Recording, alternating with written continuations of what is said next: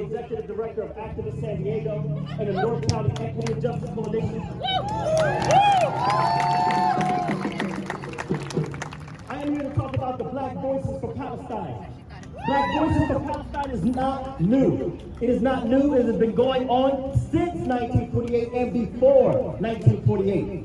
We, as African Americans, we have been standing with oppressed people all around the world, and I'll give you a list of people to look up so that you would understand the commitment of the African American to the Palestinian struggle and the indigenous struggles here and all around the world. As I said before, I'm Yusef Miller with Activist San Diego, and on Monday we have a Zoom event on what would Martin Luther King say about the issue in Palestine. And if you want to sign up to come onto this Zoom event, please see my two colleagues here and sign up and get the QR code so you can see what we're talking about. We're going to have a panel of myself, the Black Panther Party, of self-defense, and so many others. We're going to be discussing this issue, and I'll go over some briefly today. So please see Francis and please see Paul for the QR codes. Now, back to my talk. A permanent ceasefire is non-negotiable. Because we lose women, children, boys, men, elderly every day that we have this fight going on. In the name of destroying Hamas, we are killing innocent people.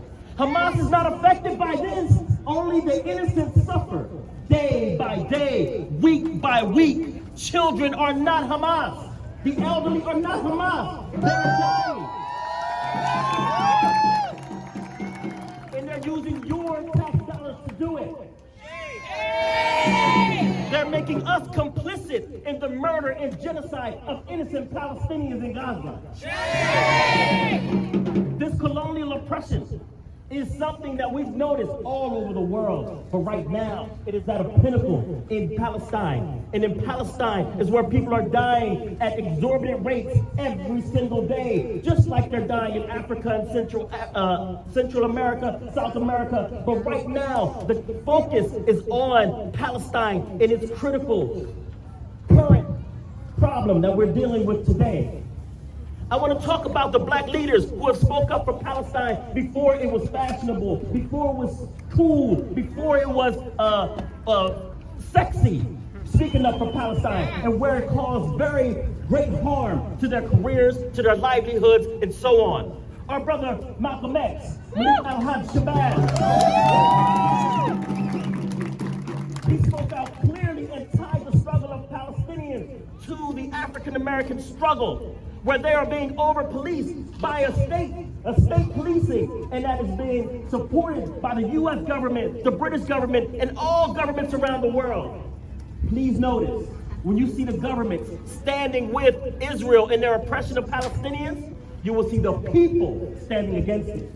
Only the elected officials worried about their jobs and their positions are standing with Palestine, but the people, the average American, the average French person, the average African, we are standing for Palestine, and we need to have our voices heard to these politicians.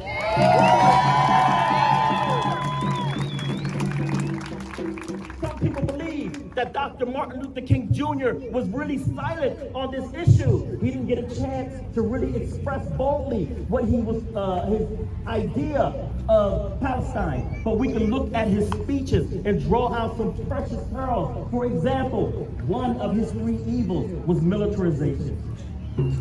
Militarization, as he was speaking about the Vietnam War. Is the Vietnam crisis at that time any different from the Palestinian crisis now? No! They were dropping all these bombs on villages and innocent people and destroying innocent people. Is that any different from now? No! So the strength and the fight that we do for Vietnam, we should have for Palestine. Yeah! The Black Panther Party of Self-Defense, which I'm a member also. The Black Panther Party of Self-Defense went to Palestine, met with Palestinians early in the 60s, meeting with their leaders, standing up for them and speaking for them around the world and here in this nation.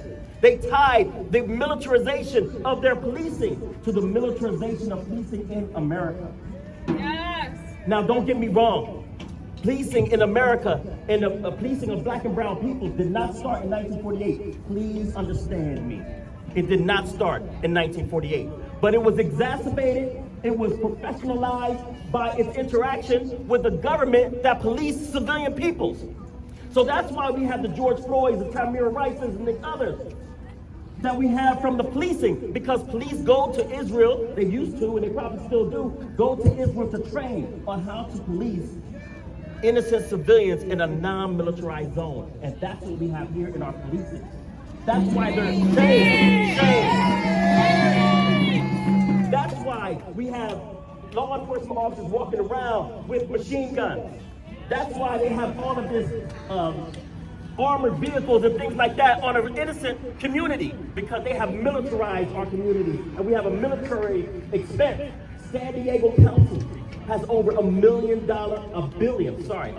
with a B, $1 billion budget, the Sheriff's Department. This is the impact of militarized Israel on the militarized African American. Our brother Kwame Ture, in defense, he says that there is a difference between anti-Zionism and anti-Semitism, which we all know. Our beloved Jewish brothers and sisters are here with us today. Our group here, they are here today. We are not anti-Semitic. We are not anti-Semitic. We can charge a state of foreign government with their evils and their ills without charging the people of that faith, the Jewish faith. Kwame Ture said, you can condemn Nazis and not condemn Germans. Yes. You can condemn Israel without condemning Jews. Yes. You can condemn Hamas without condemning Palestinians and Muslims. Yes. And you can condemn the United States of America without condemning Americans.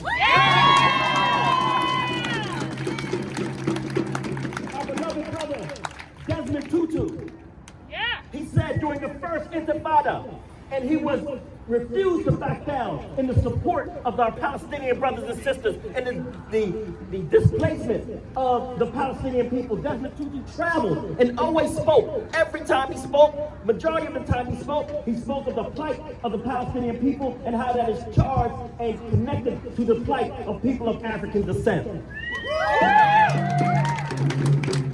Our beloved sister, Angela Davis, because we are remiss if we're not talking about our female leaders who are in the charge and in the front lines of things that are going on, especially today. When you look around to a leader, you look around to someone who's speaking out, you will find that our sisters are at the front of the table. They're at the head of the line, and we support and love you for doing that. Angela Davis said that Palestine is an inspiration to people who struggle all over the world. Palestine, you are an inspiration because you do not give up. You will not give up. You've suffered horrible tragedies, but you're still here. You're still fighting, and you're still speaking out. All while losing 10,000 babies and children. 10,000 babies, children. Shame. Losing mothers, parents, wiping out whole branches of families. Please understand how impactful that is. Branches of families have been wiped out in this so-called war. Murder, not lost, murder.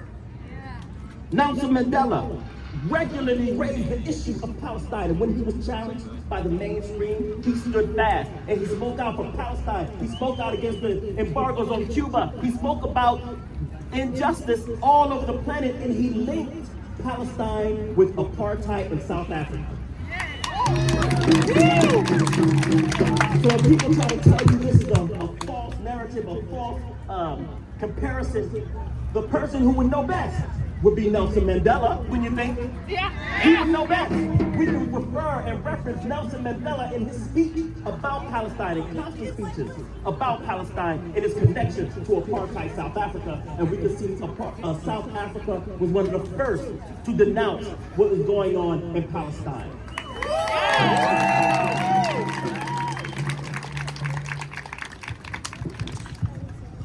Right here, I'll close. My name is Yusef Miller. I'm with activist San Diego and the North County Equity and Justice Coalition. And this issue with Palestine is crucial, it is critical, it is every one of our business. And it's the business of a person if you belong to the human family, which we all do. Our Jewish brothers and sisters are the human family. Our Muslim brothers and sisters are the human family. Our black and brown and Asian, Middle Eastern, wherever you are, you're part of the human family, which makes this your business.